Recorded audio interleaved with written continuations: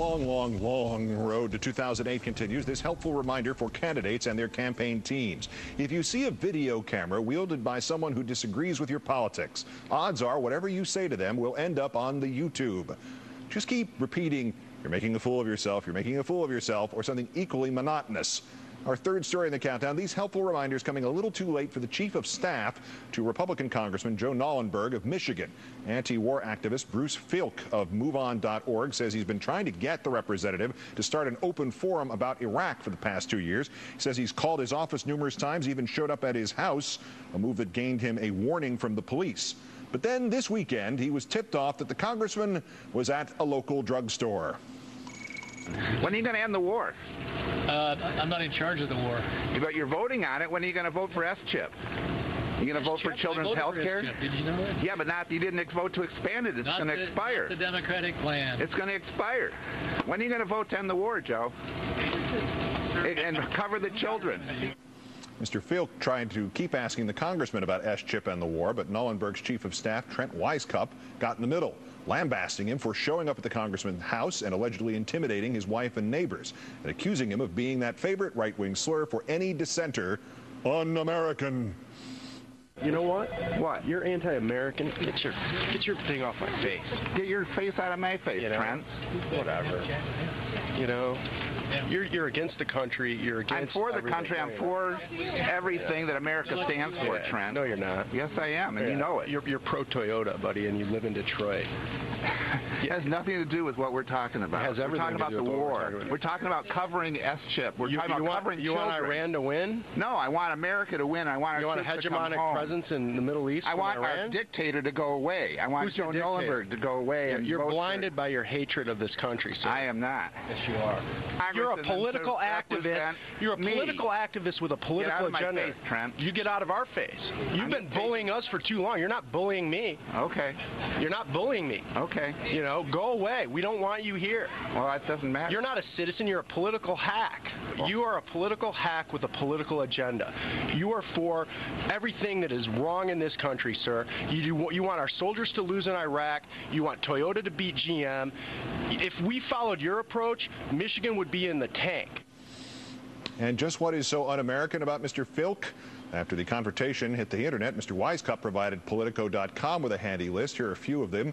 It's un-American to wage a political protest of a congressman's wife at her home.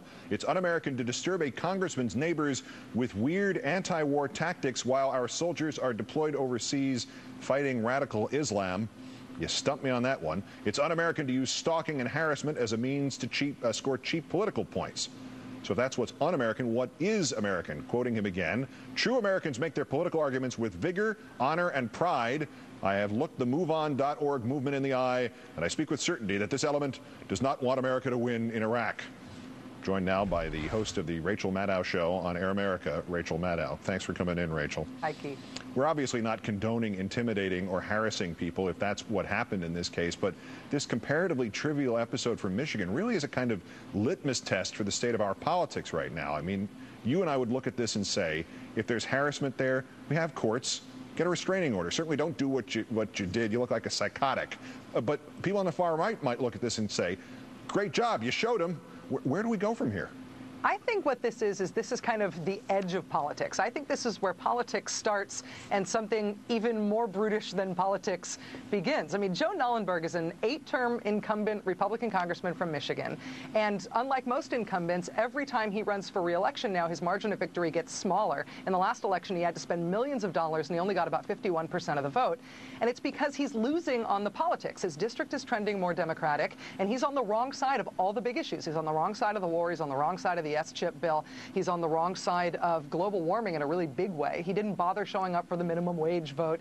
And so he's losing his district on the politics. And so, yeah, of course, there are activists and big papier-mâché Joe Knollenberg heads who are dogging him at his campaign stops. That's what happens when your district turns against you. But he's decided to not compete on a political level. He's just decided instead to abandon politics and go for screaming, chest-pounding apoplexy instead. It's not politics. It's something beyond it. The backstory here, Mr. Wisecup, the guy we saw on camera for most of that, says he and the congressman have been pursued by this man for 2 years, that they tried ignoring him, that they tried meeting with him, that this was a deliberate change of tactics on their part. Is there a point in here? I'm not necessarily siding with them, but do they have a point about some of this stuff? I think they have a point that political activists who are opposed to you and who are trying to annoy you and provoke you so you do something stupid and lose your job are annoying to the people who they are targeting. They're definitely meant to be annoying. It shouldn't be a newsflash to them that your political opponents, when they're trying to oust you, will be trying to annoy and provoke you. The question is whether or not you, instead of calling the police if you feel like people are being legitimately threatening, you instead decide to confront them and denounce political activism as something that is un-American. And, basically say you're pro-Toyota. Yeah. After everybody saw what happened to Senator Allen and his presidential hopes, let alone his senatorial hopes after Makaka, is it not Congressional Staffer 101 to not respond in that way to people who are recording you? Is there some, this guy seems like he wanted this to happen in this way, but I can't imagine, even under those circumstances, he's happy entirely with the outcome. No, they did say that this was a deliberate strategy change on their part, and this is something they had a meeting about and decided that Trent would do. It's hard to imagine.